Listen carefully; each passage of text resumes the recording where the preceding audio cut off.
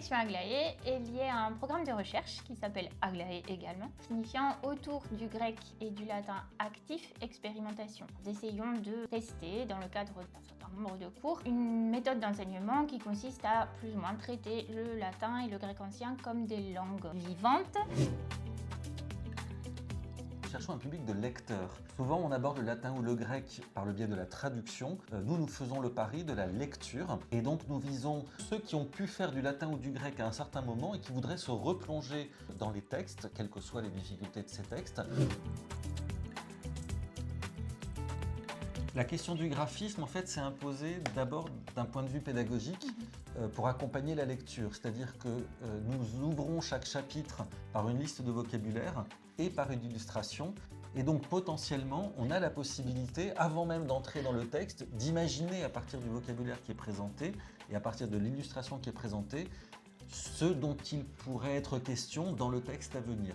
Comment est-ce que nous avons choisi des illustrateurs? En fait, ça s'est fait à la fois dans le cadre universitaire et un peu aussi au gré des circonstances, par le biais de rencontres. Dans 2 cas, par exemple, les illustrations ont été faites par des étudiants de lettres classiques et de la licence Humanité et Sciences de l'information. Et pour une autre série, c'est une collaboration mère-fille en fait entre l'autrice du livre et sa fille qui est elle-même étudiante en art.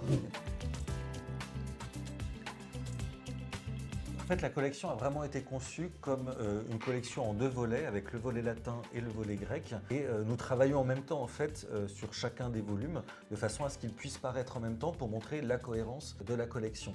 Du côté grec, par exemple, pour la publication de juin prochain, ce qui a été privilégié, c'est ce volume du pseudo-Lucien Lannes, qui est en fait la continuation du volume paru le premier dans la collection. Pour le latin, donc l'ouvrage n'est pas encore là, il n'a pas été fabriqué, mais il arrive.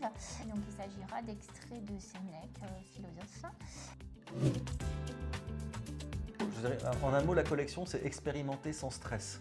Ouais. Expérimenter parce qu'il s'agit vraiment de prendre en main un texte grec ou latin, d'accepter de rentrer dans la logique du texte par palier, sans peur du vocabulaire, sans peur de la grammaire, sans peur du qu'en dira-t-on,